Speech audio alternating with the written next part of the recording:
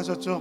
자, 오늘도 4월이 되니까 개나리도 피고 진달래도 피고 계절이 참 아름답게 다시 소생하는 것 같아요. 만물이 소생하는 계절에 이렇게 교회에 나와서 또 예배하고 찬양할 수 있는 게 얼마나 감사한지 모르겠습니다. 오늘 여러분들도 이 하나님께 오늘도 성경 말씀이 또 감사에 대한 설교를 아마 하실 텐데 오늘 말씀 들으시면서 받은 은혜를 좀 많이 충분히 생각해 보시고 또 충분히 감사로 우리 마음이 좀 따뜻해지는 그런 시간이 되었으면 좋겠습니다. 오늘 주님 내 안의 찬양과 찬양을 드리며 두 곡 찬양하면서 예배 가운데 나아가도록 하겠습니다.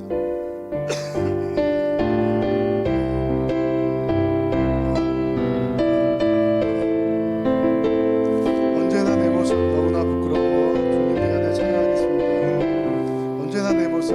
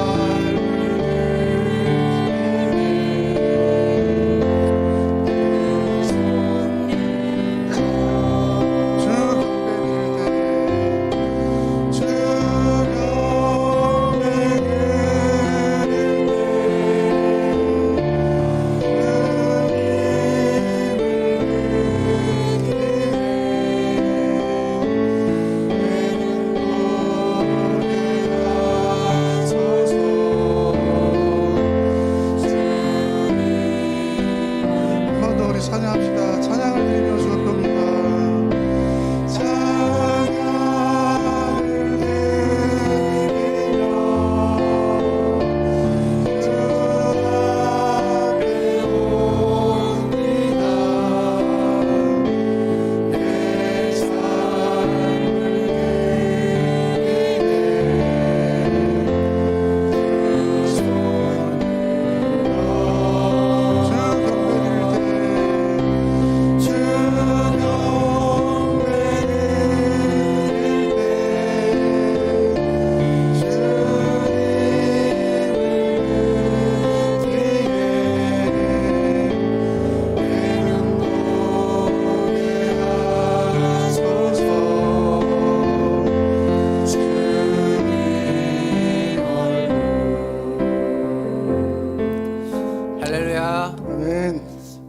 시간 우리가 주님을 예배하고 주님을 경배하기 위해서 모였습니다. 여러 가지 분주한 마음들, 또 걱정들, 염려들, 근심들 다 있겠지만 그런 것들 다 주님 앞에 내려놓고 오로지 주님을 바라보며 주님께 감사하며 주님을 예배하고 찬양하는 우리 성도님들 다 되시기를 바라겠습니다. 그러한 예배를 같이 일어나셔서 찬양하심으로 그러한 예배를 하나님 앞에 드리겠습니다.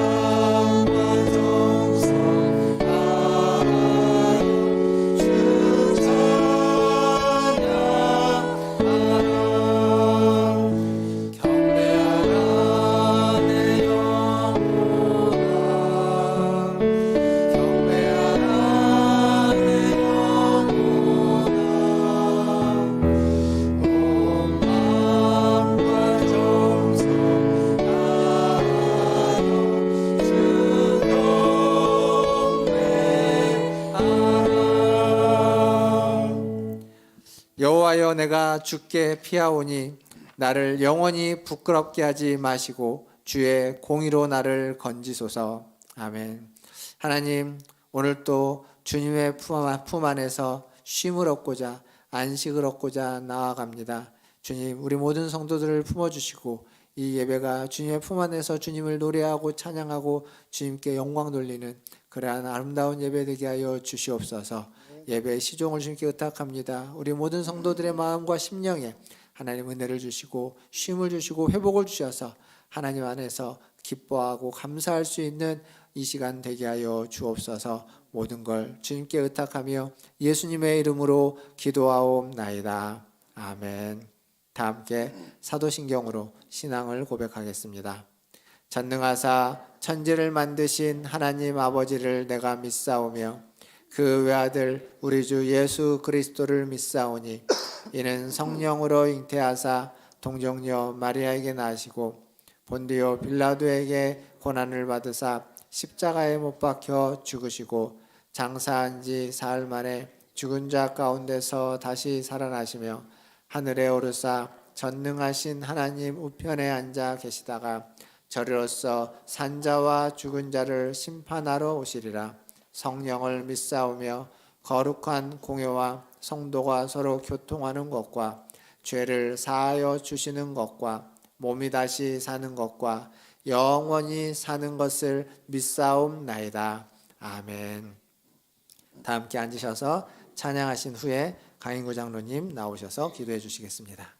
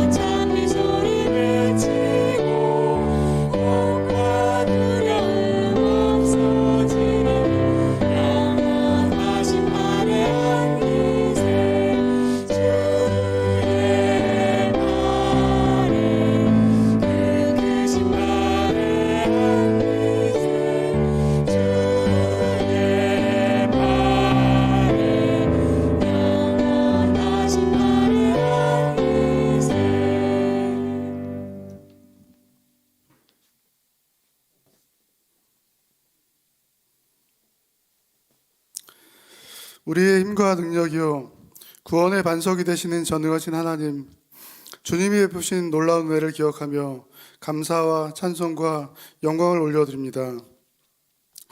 만물이 소생하는 아름다운 4월, 주님이 정하신 거룩한 주일에 오늘도 주님을 예배하는 이 거룩하고 기쁜 하늘의 잔치에 우리를 불러주시는 은혜 깊이 감사드립니다.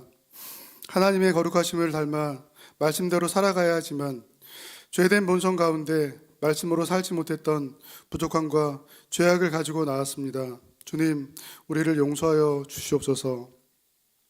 오늘도 이 예배의 시간을 통해 말씀의 위치로 우리의 어리석은 마음과 생각을 비춰주셔서 고개 숙인 모든 성도들이 하늘의 신령한 은혜를 맛보고 생명의 길로 나아가는 복된 예배의 시간 되게 하여 주시옵소서. 폭발적으로 증가하던 코로나19 확진자 수가 조금씩 감소하게 하시니 감사드립니다. 정부에서도 방역을 강화하는 한편 단계적으로 거리두기를 완화하며 일상의 회복을 위해 애쓰고 있사오니 위드 코로나의 시간을 거쳐 코로나19에서 완전히 벗어날 수 있는 날이 속히 올 수 있도록 은총 베풀어 주시옵소서. 멀리 유럽에서 시작된 러시아와 우크라이나 전쟁으로 온 세계가 충격과 슬픔에 빠져 있습니다. 전쟁은 하나님께 속한 것이라고 말씀하신 하나님, 이 땅에 긍휼을 베풀어 주셔서 속히 전쟁의 총성이 멈추게 하여 주시옵소서. 우리 인류가 질병과 전쟁에서 벗어나 생명과 평화의 길로 나아갈 수 있도록 전능하신 하나님, 우리를 불쌍히 여겨 주시옵소서.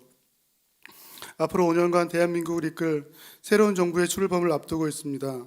바라옵기는 새롭게 선출될 대통령과 그를 도와 함께 일하게 될 모든 정부의 관료들이 국민을 사랑하고 하나님을 두려워하는 마음으로 일하게 하여 주시옵소서. 그리하여 우리 대한민국이 이 분열과 갈등으로 얼룩진 위기의 시간을 잘 이겨내고 또 한 걸음 도약하는 새로운 시대를 맞이하게 하여 주시옵소서.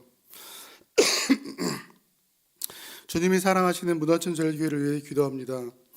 교회의 흥망성쇠는 사람의 많고 적음에 있지 않고 오직 주인 되시는 하나님의 뜻에 달려있음을 믿습니다.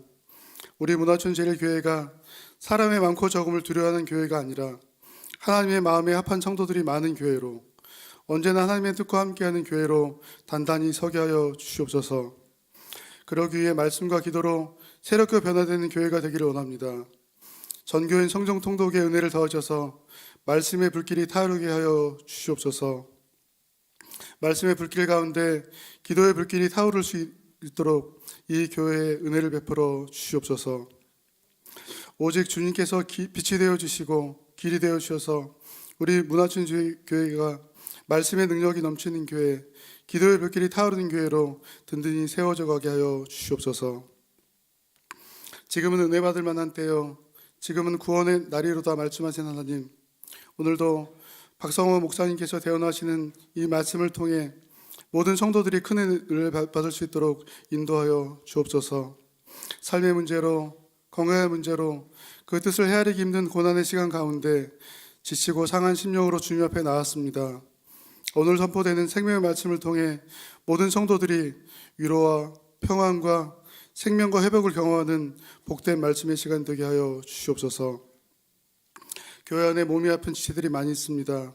치료자 되신 여호와 라파 하나님께서 한 사람 한 사람 찾아가 주셔서 안수하여 주시고 치유하여 주시옵소서.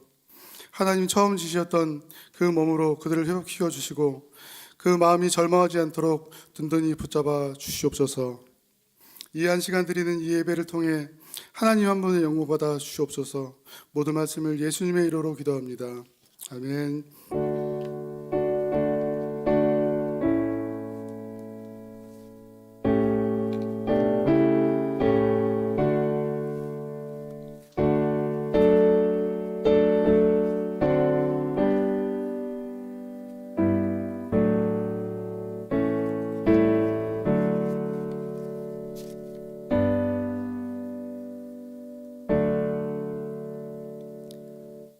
교회 소식 전해드리겠습니다. 우리가 광고에 있는 것처럼 우리 예배가 안전하고 은혜롭기를 위해서 기도해 주시고, 또 더불어서 코로나의 이 확산세가 속히 잦아들도록 기도해 주시고, 그리고 우크라이나 땅에 그 러시아와의 전쟁이 혹시 종전될 수 있도록 함께 또 기도해 주시기를 바라겠습니다.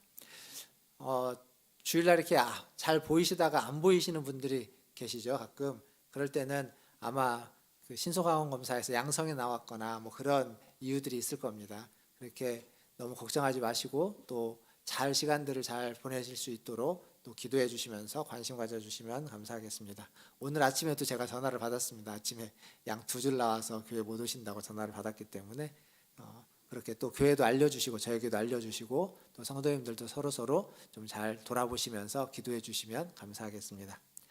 오늘 예배 후에 정기 재직회로 모이겠습니다. 우리 재직분들은 남아주시면 감사하겠습니다.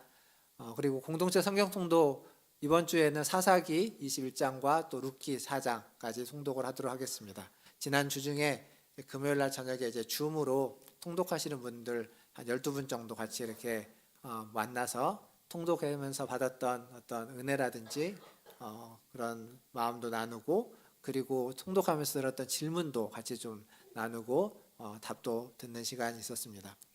정기적으로 좀 그런 시간을 가지려고 하는데 이 줌이라는 걸 사용하는 게 좀 아직은 수월치 않은 분들이 많이 계시는 줄 압니다. 그런 분들은 우리 교육자들에게 얘기를 하면은 잘 또 안내를 해주실 것이고 또 그런 분들을 위해서 제가 문화촌 톡에도 써놨지만 다음 주 예배 후에 통독하시는 분들 이렇게 한번 잠깐 모여서 오프라인에서 예배 마치고 이 자리에서 잠깐 모임을 가지려고 합니다.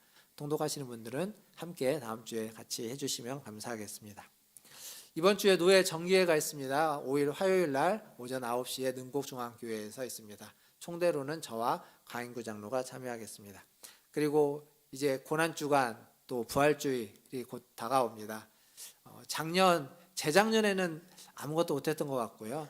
작년에는 저희가 특별 새벽기도는 못하고 성금요 예배하고 또 주일날 부활주일 새벽 예배는 이렇게 진행을 했는데 올해는 새벽기도부터 하겠습니다. 11일부터 15일까지 월요일부터 금요일까지 새벽기도가 있고 금요일날 저녁에 성금요 예배로 드리겠습니다. 그리고 주일 부활주일 새벽 예배, 부활주일에는 주일 낮 예배에는 성찬식으로 진행을 하겠습니다. 함께 참여해 주시고 많은 기도해 주시기를 바라겠습니다. 다른 광고는 주보를 참고해 주시기를 바라겠습니다. 하나님 말씀 보겠습니다. 오늘 우리에게 주신 하나님 말씀은 누가복음 17장 11절에서 19절까지 말씀입니다. 누가복음 17장 11절에서 19절까지 말씀 저와 한 절씩 교독하도록 하겠습니다. 제가 먼저 11절 읽겠습니다. 예수께서 예루살렘으로 가실 때 사마리아와 갈릴리 사이로 지나가시다가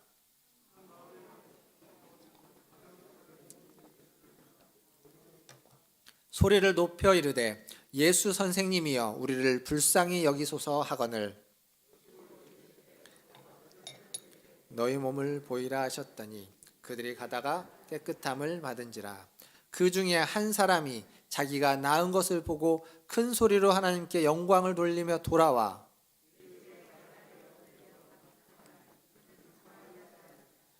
예수께서 대답하여 이르시되 10사람이 다 깨끗함을 받지 아니하였느냐? 그 9은 어디 있느냐?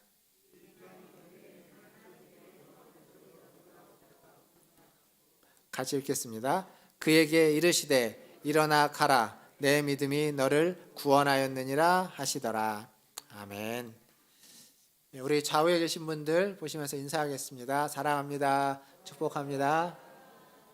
지환인가요? 예, 반갑습니다. 열심히 운동하다가 올라왔네요. 잠깐. 예,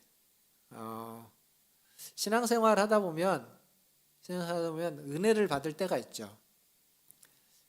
저도 이렇게 돌아보면 대학생 때 예수전도단이라고 하는 선교단체에서 진행했던 예배학교라는 것을 군대를 막 제대하고 나서 그해 12월 달에 갔던 적이 있습니다. 3박 4일 동안의 프로그램이었는데 3박 4일 동안 찬양도 많이 하고 말씀도 듣고 기도도 많이 했던 시간이었습니다. 그러다 보니까 이제 많은 은혜들을 받게 되죠. 그래서 기도 가운데 또 하나님이 말씀하시고 또 하나님 환상도 보게 되고 또 대학부에서 교회에서 신앙생활 하면서는 이 MT 같은 펠로시 캠프라고 해서 MT 같은 것을 가서 또 같이 예배하고 하는 저녁에 집회를 하다가 또 마음이 뜨거워지고 함께 선배 후배들 붙잡고 이렇게 눈물을 흘리면서 기도했던 이런 기억들이 있고, 물론 이런 뭐 수련회라든지 캠프라든지 그런 게 아니어도 매주 예배를 드릴 때마다 받았던 은혜들, 그 속에서 하나님을 만나고 하나님의 뜻을 알고 이렇게 도전을 받았던 시간들이 있습니다. 신앙생활 하다 보면 그런 경험들이 있죠. 여러분도 있을 겁니다. 예배 중에 혹은 기도회를 하다가 아니면 어떤 성경 말씀을 읽다가 하나님 말씀을 읽는데 한 말씀이 내 마음에 와 닿아서 그 말씀 앞에서 더 진도를 나가지 못하고 이렇게 기도하고 또 눈물을 흘렸던 그런 경험들이 있을 겁니다. 아마 이전에 있었고 그리고 지금도 있는 분이 계실 거고 그리고 이후에도 있을 겁니다. 어떤 분들은 좀 더 특별한 기적을 경험하기도 합니다. 잘 치유되지 않던 어떤 병이 하나님의 은혜로 말미암아서 치유되고 회복되는 그런 기적 같은 경험을 하기도 합니다. 물론 일상적인 경험도 있습니다. 일상적인 경험도 근데 지금 이제 오미크론에 감염됐다가 나으신 분들 많이 계시지 않습니까? 어떤 분은 그것에 감염돼서 굉장히 많이 아프고 심지어는 이제 시간이 지났지만 여전히 좀 약간의 후유증이 있는 분도 계시지만 그렇지 않고 가볍게 증상이 별로 없이 가볍게 지나가는 분도 계십니다. 그것도 은혜입니다. 일상 가운데서는 굉장히 큰 은혜이죠. 어떤 해결할 수 없을 것만 같은 그러한 문제들이 내 앞에 있었는데 어느 순간 하나님의 은혜로 그 문제들이 다 풀어지고 걱정이 다 사라져버리는 그런 경험의 순간들도 있을 겁니다. 이런 경험들을 하게 되는데 근데 이게 다 은혜죠. 일상에서 경험하는 은혜, 특별한 수련회나 집회 같은 데서 경험하는 은혜, 다른 사람과의 관계에서 경험하는 은혜, 다 은혜입니다. 근데 이런 은혜들을 경험했는데 근데 어느 날 돌아보니까 그렇게 은혜를 경험한 나는 별로 달라진 게 없다라고 생각될 때가 있습니다. 옛날이나 지금이나 별로 달라진 게 없다라고 생각될 때가 있죠. 분명 은혜를 받았고 은혜를 경험했는데 마치 은혜를 모르는 사람처럼 살아가고 있는 우리의 모습, 그런 모습이 있는 겁니다. 오늘 우리가 읽었던 성경 본문에 등장하고 있는 나병 환자들, 이들이 그러한 모습입니다. 여기 보면 본문에 10명의 나병 환자가 등장합니다. 13절에 보니까 이 10명이 나와서 뭐라고 하냐면 예수님에게 예수 선생님이여 우리를 불쌍히 여겨 주옵소서 이렇게 이야기합니다. 이 한마디를 보면 이 나병 환자 이 10명이 예수님을 제대로 모른다는 걸 알 수 있습니다. 보통 예수님에 대해서 어떤 좀 깨달음이 있거나 인지와 통찰력이 있는 사람들은 예수님에게 무엇인가를 부탁하러 나올 때 예수님을 뭐라고 부르냐면 다윗의 자손 예수여 라고 부릅니다. 그 얘기는 뭐냐면 나는 당신을 메시아로 믿습니다. 메시아로 받아들입니다 라는 표현입니다. 근데 예수님이 누군지 잘 모르는 사람들은 예수님께 나왔을 때 랍비여 이렇게 부릅니다. 랍비, 선생님. 지금 이 나병 환자들이 예수 선생님이여 이렇게 부르고 있습니다.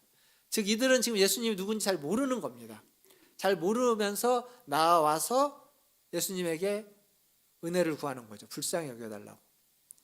그런데 그들이 예수를 잘 모름에도 불구하고 자기 자신을 알지 못하고 있음에도 불구하고 예수님은 그들에게 기적을 베풀어 주십니다.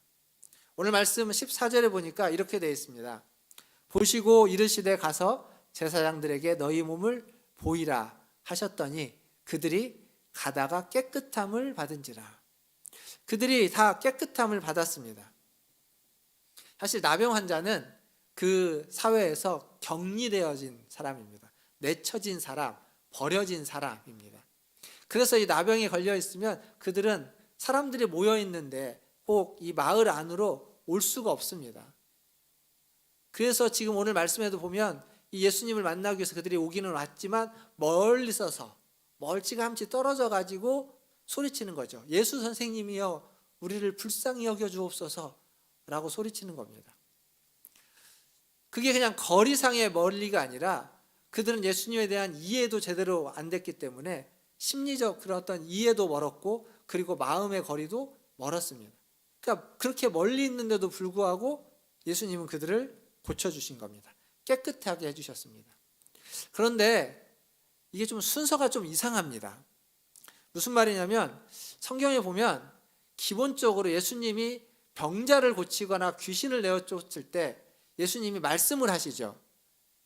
말씀하셔서 내 병이 나았다라든지 혹은 어디 모세 가서 내 눈을 씻어라라고 하든지 아니면 내 믿음대로 될지어다라고 하든지 혹은 귀신아 떠나가라라고 하든지 이런 명령을 하십니다. 말씀을 하십니다. 근데 오늘 본문에는 그런 말씀이 없습니다.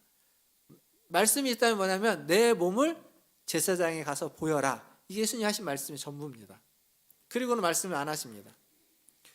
근데 좀 더 성경을 잘 보면 이게 순서가 이상하고 뭔가 이상하다는 걸 어디서 알 수 있냐면 우리가 지금 얼마 전까지 아침 묵상으로 레위기 말씀을 묵상했는데 그중에 레위기 14장에 가면 악성 피부병, 나병이라고 불려지고 악성 피부병이라고 하는 그 병에 대한 규례가 나옵니다.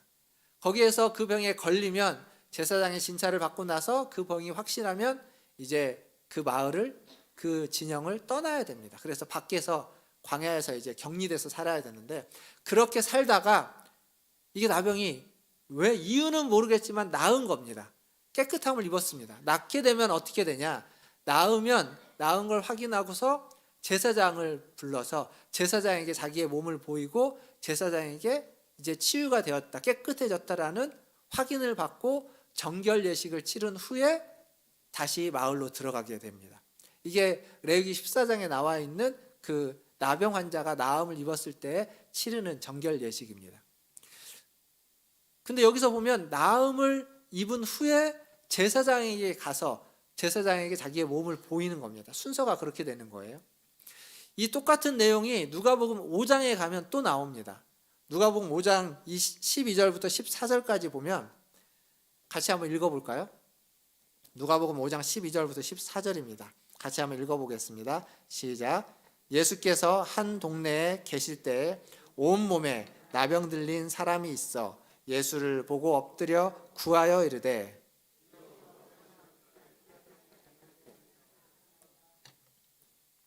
13절 계속 읽겠습니다. 예수께서 손을 내밀어 그에게 대시며 이르시되 내가 원하노니 깨끗함을 받으라 하신대 나병이 곧 떠나니라. 예수께서 그를 경고하시되 아무에게도 이르지 말고 가서 제사장에게 내 몸을 보이고 또 내가 깨끗하게 됨으로 인하여 모세가 명한 대로 예물을 들어 그에게 입증하라 하셨다니. 자, 이 12절부터 13절까지가 제가 앞에서 얘기했던 그 순서 그대로 되는 겁니다. 나병 환자가 나왔고 나병 환자가 주여 원하시면 나를 깨끗하게 할 수 있습니다. 그렇게 해주십시오 라고 하자 예수님이 그에게 손을 대면서 깨끗함을 받으라 라고 말씀을 하시죠. 그래서 그가 깨끗함을 받았습니다. 그 다음에 치유를 받고 깨끗함을 받은 다음에 예수님이 뭐라고 말하냐면 제사장에게 가서 내 몸을 보이고 모세가 정한 예물을 드려라 라고 하는 겁니다. 이게 순서가 맞는데 이 순서가 맞는데 오늘 우리가 읽었던 본문은 이 순서가 바뀌어져 있습니다. 자, 본문을 다시 한번 보시면 이 10명의 나병 환자가 예수님께 와서 이야기를 불쌍히 여겨달라고 하자 예수님이 뭐라고 말하냐면 가서 제사장에게 내 몸을 보이라 라고 합니다. 근데 그때 얘들이 치유받지 않았습니다. 아직 나병을 그대로 가지고 있는 상태입니다. 가지고 있는 상태인데 제사장에게 가라는 겁니다. 근데 그들이 그 말을 듣고 가니까 가다가 깨끗함을 입게 된 겁니다. 치유를 받은 거예요. 자, 여러분이라면 이 나병 환자의 입장에 섰을 때 제사장에게 가겠습니까? 아니면 예수님이 그런 말을 하는데 저 사람 말도 안 되는 얘기도 하고 하면서 그냥 집으로 돌아가겠습니까? 저라면 집으로 돌아갈 것 같습니다. 왜냐하면 이게 말이 안 되는 얘기이기 때문에 그렇습니다. 지금 그 자리에서 나음을 입었다 기도를 해주든지 뭘 해주든지 뭘 하고 가다가 보면 나을 것이다라고 하는 그런 말이라도 하면 혹 모르겠는데 전혀 그런 얘기 없이 이게 상식적이지도 않고 합리적이지도 않습니다. 이렇게 될 거라는 게 어떤 인과관계가 성립되지 않는 상태인 겁니다. 가는 게 바보가 되죠. 이상한 겁니다. 근데 이 나병 환자는, 이 나병 걸린 10명은 왜 그랬는지 모르겠지만 뭐 반신반의했는지 그냥 속는 셈 치고 어차피 믿져야 본전이니까 라고 하면서 갔는지 모르겠는데 갔습니다. 가다가 나병을 치유받은 겁니다. 여기 보면 앞에서도 제가 잠깐 얘기했지만 내 믿음대로 될지어다라고 하는 예수님이 병자를 고칠 때, 치유를 할 때 했던 그 믿음대로 된다라고 하는 그러한 표현이 없을 뿐더러 이 나병 환자의 믿음이 성경에 전혀 그 뉘앙스를 찾아볼 수가 없습니다. 그들은 예수가 누구인지 잘 몰랐고 그리고 믿음도 없었습니다. 굳이 여기에서 그들이 했던 것을 찾아낸다고 하면 예수님이 가라고 하니까 반신반의하고 믿을 수 없는 말이지만 가라고 하니까 그냥 가라고 하는 말에 순종해서 간 것. 그러니까 여기서 이들에게 있었던 것을 끄집어낸다면 그들의 순종입니다. 가라고 하는 말씀에 순종했던 것 하나를 찾아낼 수 있을 겁니다. 근데 가만히 생각해 보면 나병이라는 것은 앞에서도 이야기한 것처럼 사회적으로 격리된 병입니다. 몸이 격리됐을 뿐만 아니라 마음도 격리됐고 하나님으로부터 버림받았다라는 그러한 정체성을 가질 수밖에 없는 그러한 병입니다. 근데 그 병에서 나음을 입었습니다. 깨끗해졌습니다. 그게 얼마나 큰 감동일까요? 지금 저기 우리 곽혜덕 권사님 뒤에 계시는데 고관절 다치셔가지고 아프셔서 이렇게 고생을 참 많이 하셨습니다. 지금도 다니시는데 힘드시고 하는데 곽혜덕 권사님의 저 고관절이 갑자기 다 나으면 그냥 아픈 것도 사라지고 깨끗해지면 아마 지금까지 그 고생했던 것들 생각하면 지금 그 순간이 너무 기쁘고 정말 어떻게 주체하지 못할 감동과 감격이 있을 겁니다. 지금 이 나병자들이 그런 겁니다. 가다가 그렇게 치유를 받은 거예요. 그러니까 그 이 한 사람은 그걸 깨닫고 소리를 지르면서 하나님께 영광 돌리면서 돌아왔다 그렇게 이야기하고 있습니다. 그러니까 이게 살면서 아무나 체험할 수 있는 것들이 아니죠. 아주 특별한 경험입니다. 근데 이 특별한 기적과 같은 하나님 역사가 있는 순간도 완벽하지는 않습니다. 오늘 말씀에 보면 분명 10명 모두가 치유를 받았는데 그 치유에 감동하고 감격하고 소리치면서 하나님께 영광 돌리면서 돌아온 사람은 사마리아 사람 딱 한 명입니다.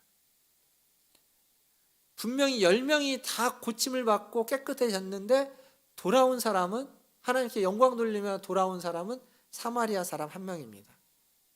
돌아와서 예수님께 감사를 표한 사람. 유대인이 아니고 사마리아 사람입니다.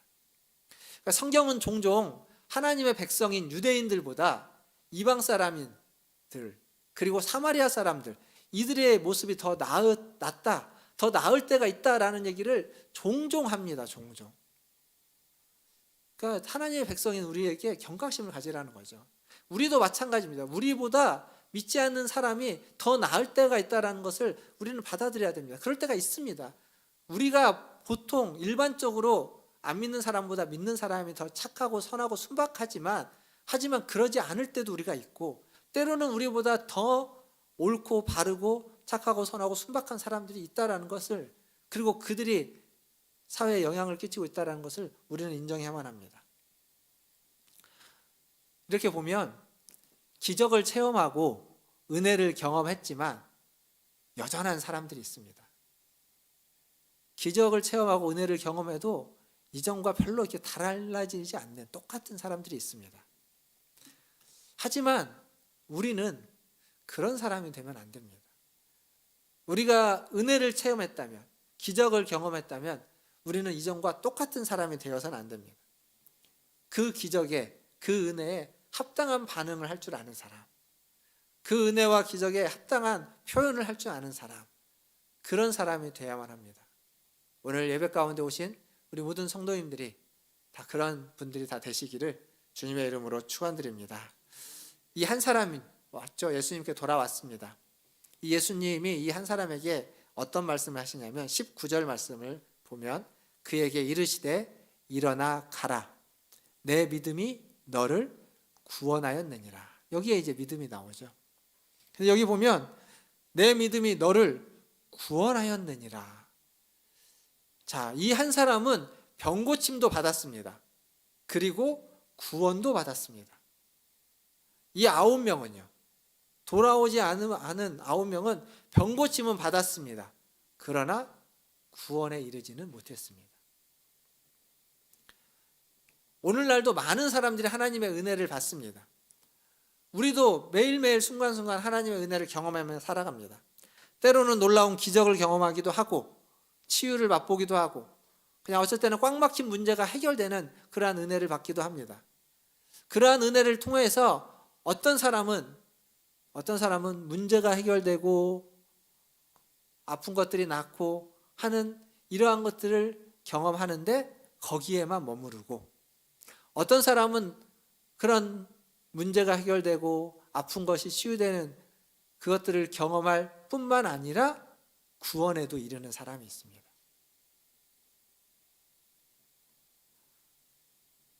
여러분은 어떤 사람입니까? 이 구원에까지 이르는 사람, 그 사람이 바로 그리스도인입니다.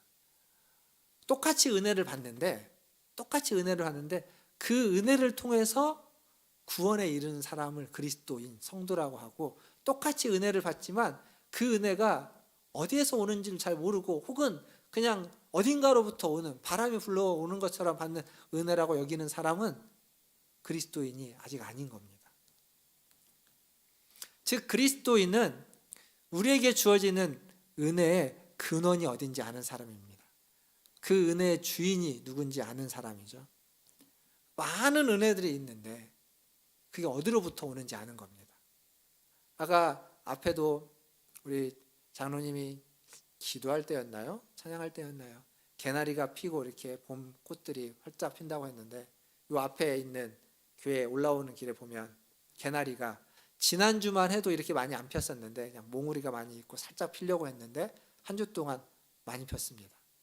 개나리가 피고 진달래도 피고 벚꽃도 활짝 피면 아름답죠. 그게 우리에게 주신 하나님의 은혜입니다. 그런 은혜를 우리가 경험할 수 있어야 됩니다.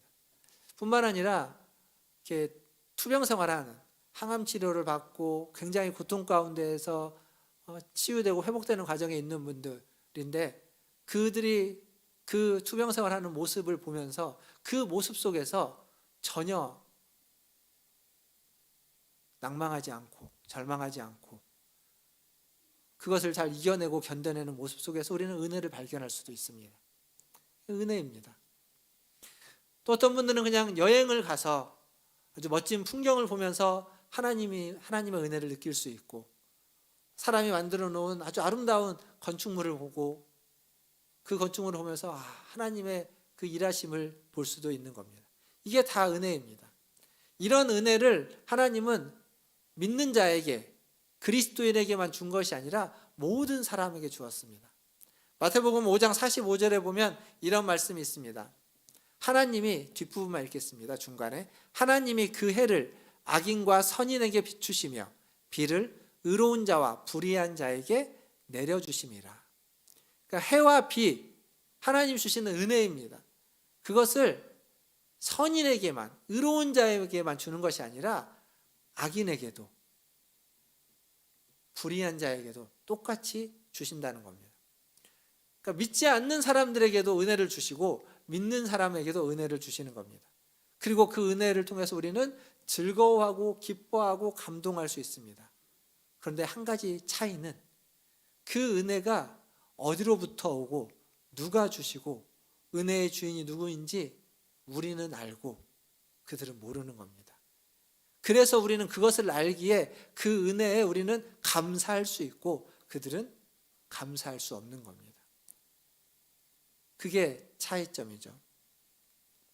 은혜의 주인을 알고 은혜가 누구로부터 오는지를 아는 자는 그 은혜에 합당한 반응을 해야 됩니다.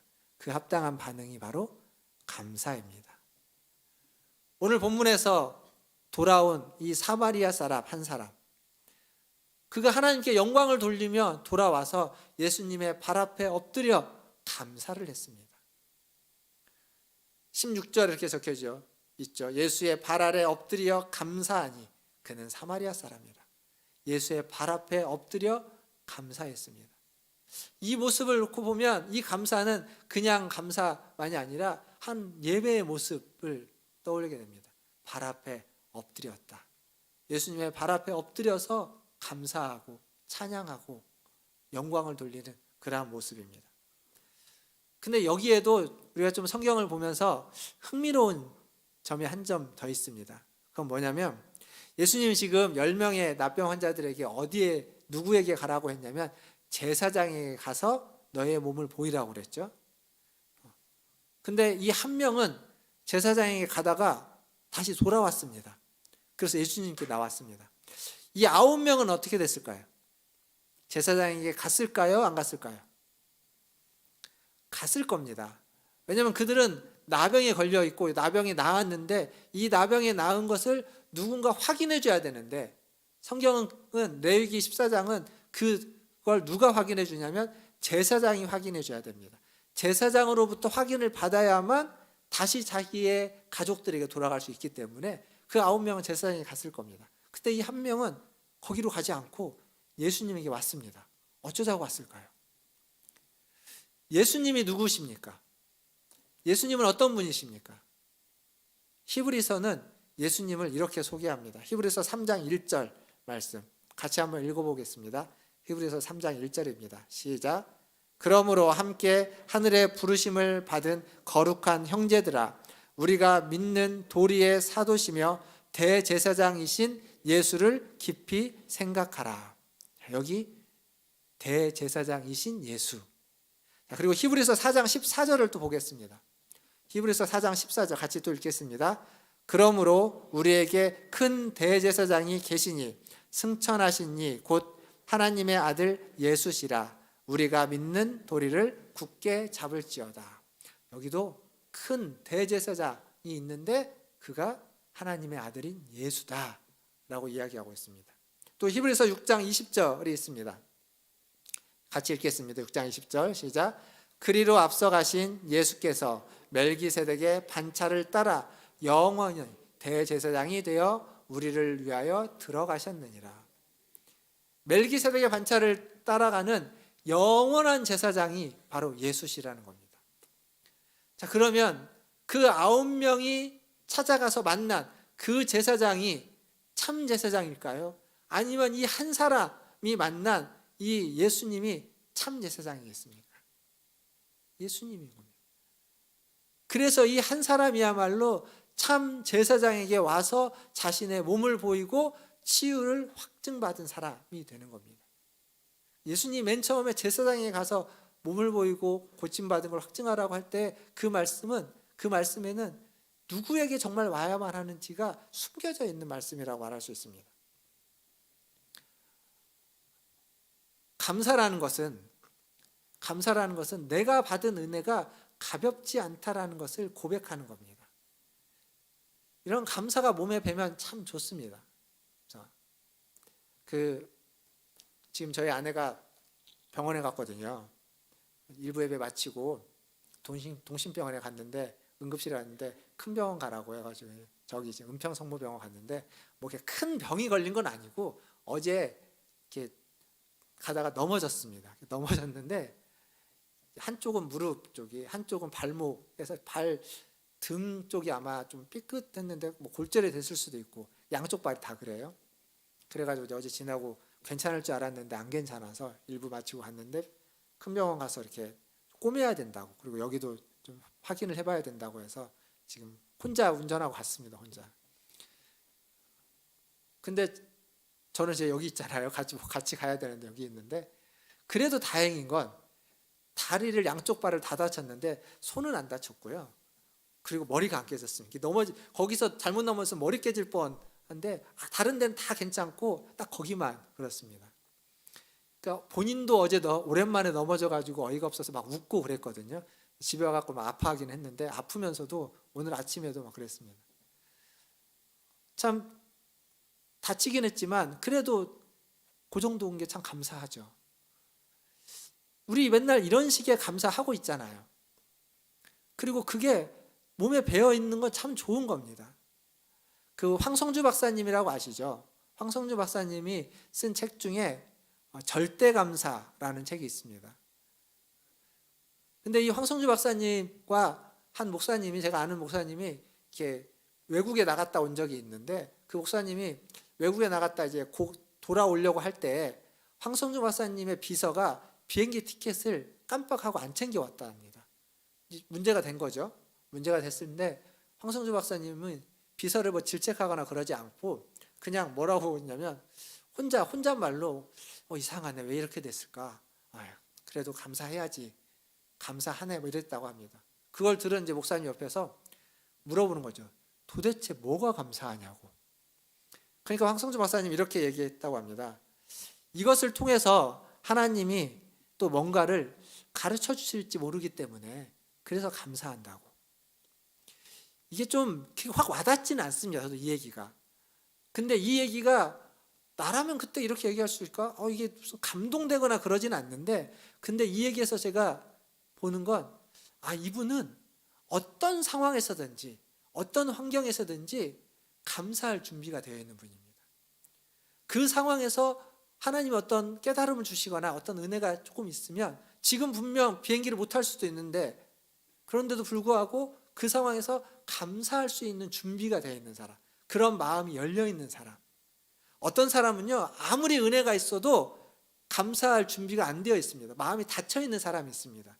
그런 분들에게는 은혜가 임하고 기적이 와도 당연한 거거나 그냥 내칩니다. 감사할 줄 모르는 사람이 있습니다. 그러나 이분은 감사할 줄 아는 사람, 감사가 몸에 배어 있는 사람입니다. 여러분은 어떠십니까? 최근에 정말 진심으로 하나님께 감사했던 적이 있으십니까? 한번 생각해 보십시오. 지난 일주일 동안 내가 하나님께 어떤 감사를 드렸는지, 정말 전심으로 감사하는 고백을 한 적이 있는지. 감사는 그 사람과의 관계죠. 감사를 잘하는 사람은 다른 사람과 관계가 참 좋습니다. 감사를 표현해야 되는 거죠.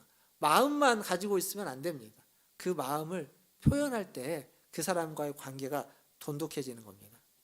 물론 하나님은 우리의 마음과 상관없이, 우리의 표현과 상관없이 우리에게 은혜 베푸시는 것을 멈추지 않을 겁니다. 하지만 사람은 안 그렇겠죠.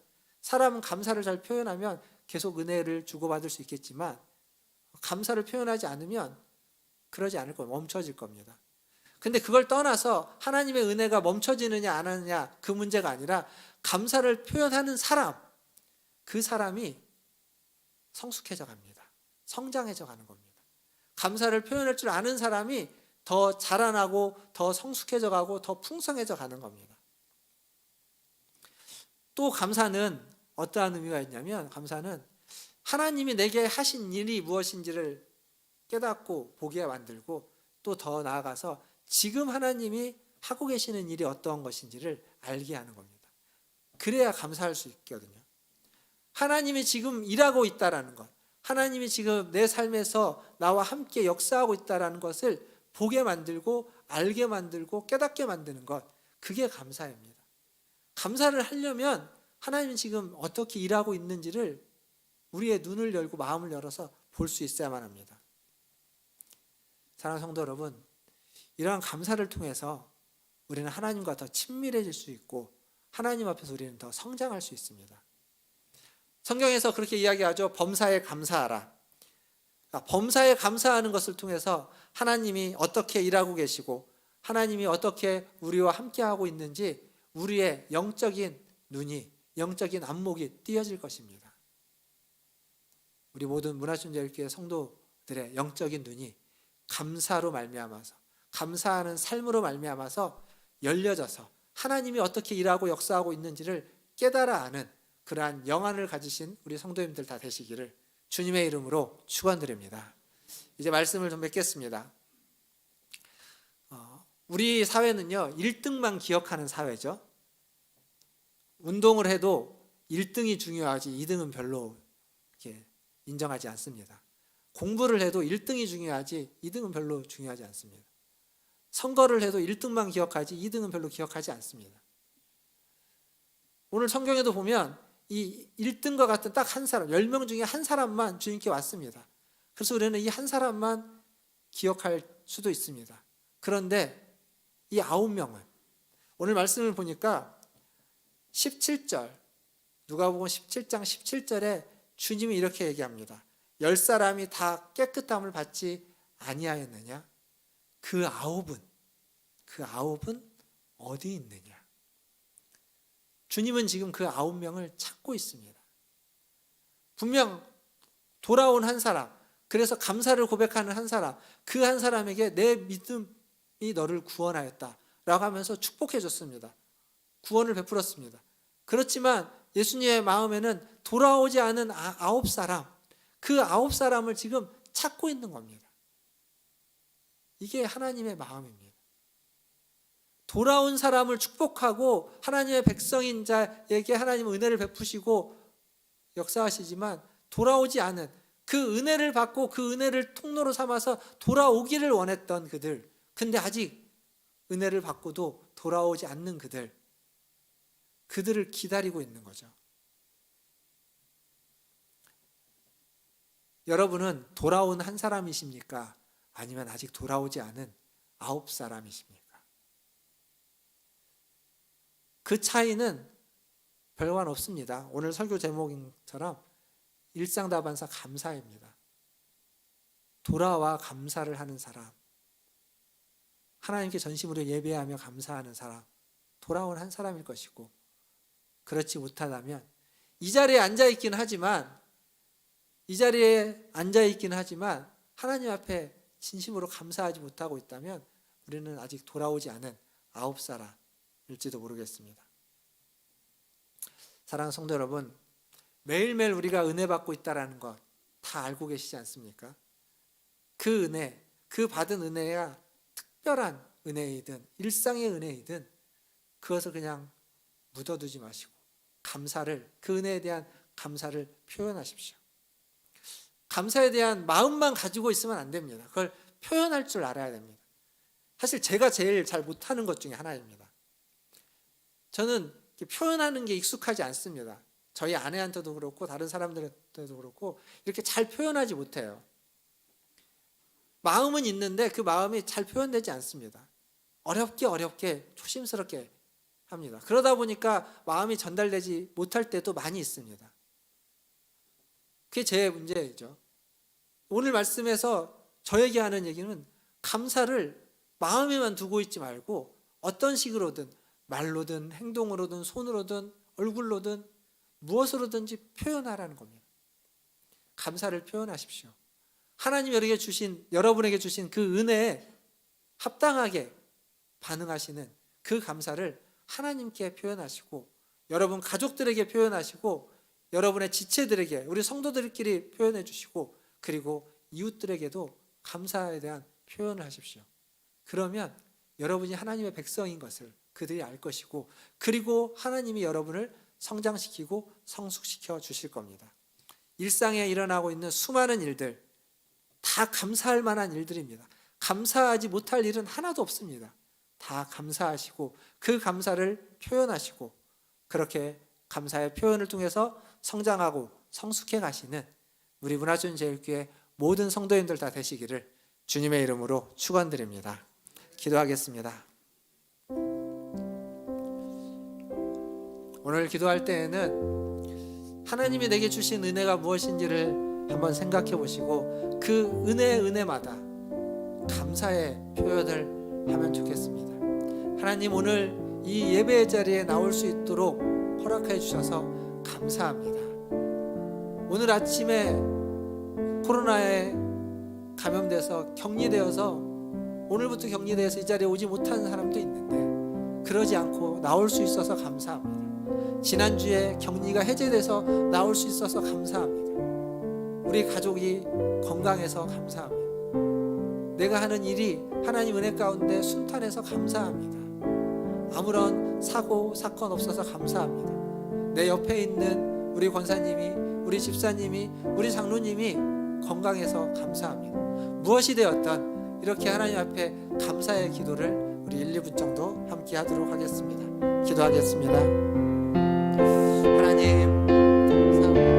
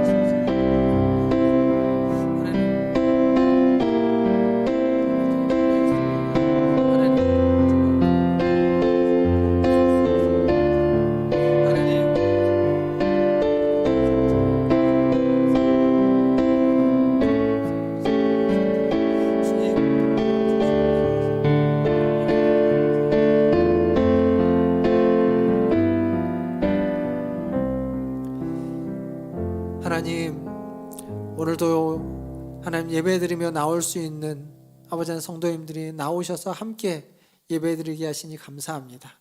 부득이하여 하나님 나오지 못하시는 분들도 하나님 이 온라인이라는 영상이라는 것이 있어서 하나님 예배에 참여할 수 있으니 그 또한 얼마나 감사한지 모르겠습니다. 어느 모습이든지 하나님 신령과 진정으로 하나님을 예배하고 하나님을 만나고 하나님을 높이며 하나님께 감사하는 우리 문화촌제일교회 성도들 다 되게 하여 주시옵소서. 하나님 부족한 제가 하나님 이 문화촌제일교회를 우리 성도들을 섬길 수 있어서 감사합니다. 하나님 부족하지만 하나님께서 아버지 하나님 부르셨사오니 함께 하나님의 뜻을 이루어가고 하나님의 나라를 세워갈 수 있게 도와주시고 우리 성도들 모두가 하나님 서로를 돌아보며 아버지 하나님 옆에 있는 지체로 인해서 감사하고 아버지 그의 건강함과 그의 믿음으로 인하여 하나님 주님을 높이고 찬양할 수 있는 하나님 우리 모든 문화촌제일교회 성도들 다 되게 하여 주시옵소서. 매일매일 순간순간 하나님 감사의 고백이 넘치고 감사가 인색하지 않고 감사가 풍성해지는 우리 모든 성도님들 다 되게 하여 주시옵소서. 모든 걸 주님께 의탁하고 감사드리며 예수님의 이름으로 기도하옵나이다. 아멘. 우리 시간 찬송가 438장 찬양하시면서 준비하신 예물 하나님께 드리겠습니다.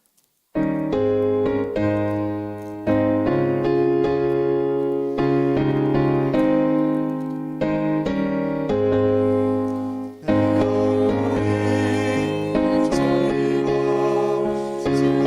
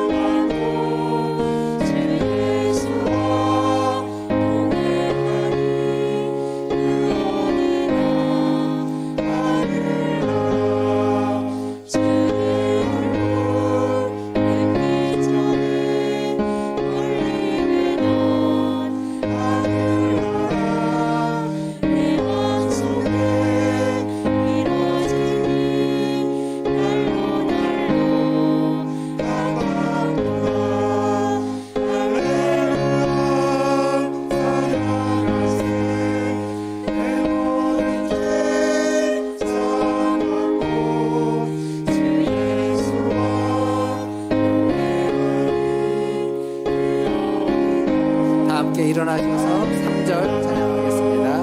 높은 산이 거친 들이 조망이나 눈물이나 내 주 예수 오직 오직 그러리라.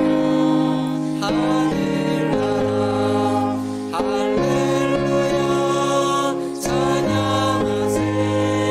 내 모든 죄 사함받고 주 예수와 동행하니 그러리라. 할렐루야 찬양하세. 할렐루야 찬양하세. 내 모든 죄 사함받고 주 예수와 동행하니 그러리라.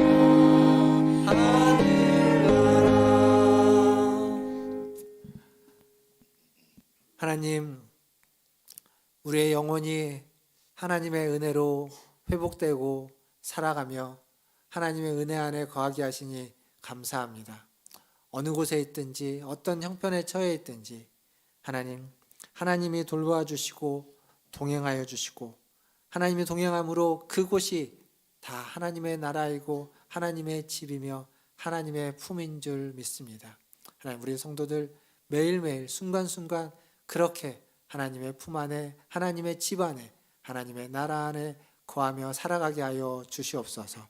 오늘도 예배에 나올 때 빈손으로 오지 않고 하나님 주신 물질 중 일부를 구별하여 감사함으로 주님께 드렸습니다. 이 물질이 쓰이는 곳에 하나님의 역사가 있게 하여 주시고 하나님의 은혜가 미쳐지게 하여 주시고 하나님께 돌아와 감사하는 이들이 아버지 하나님 많아지게 하여 주시옵소서. 또한 이 예물을 드린 하나님, 그의 손도 그의 발도 그의 인생도 그의 모든 나아가는 길이 하나님이 주시는 은혜로 채워지며 하나님께 돌리는 찬양과 영광과 감사로 채워지는 그러한 인생의 길들이 다 되게 하여 주시옵소서. 매일매일 순간순간 하나님께 감사할 것들이 생각나고 감사하고자 하는 마음이 생겨서 아버지 하나님 주체할 수 없는 그 마음으로 하나님께 감사하고 하나님을 노래하고 찬양하고 하나님 그러한 모습으로 살아가는 하나님의 귀한 자녀들 다 되게 하여 주시옵소서. 오늘도 주님께 감사하며 모든 것을 주님께 아뢰며 지금은 우리를 죄에서 구원하여 주신 우리 구주 예수 그리스도의 은혜와 하나님 아버지의 크고 무한하신 사랑하심과 성령 하나님의 위로교통 충만케 하심이 하나님 주신 은혜에 감사하며 모든 은혜, 모든 순간 그 감사로 채우며 감사를 고백하고 감사를 나누고 감사로 그의 몸을 채워나가기를 기도하고 소원하고 다짐하는 고개 숙인 문화춘제일교회 모든 성도들 위해와 그들의 자녀손들과 가정과 직장과 일터 위에 주의 복음을 들고 감사하며 사역하는 선교사님들과 사역자들 위해 코로나를 극복하기 위해서 애쓰는 모든 자들과 전 세계의 전쟁 또한 기근 또 산불을 비롯한 수많은 자연재해들로 인해서 어려움 당하고 있는 모든 이들 위해 이제로부터 영원토록 함께 있을지어다. 아멘.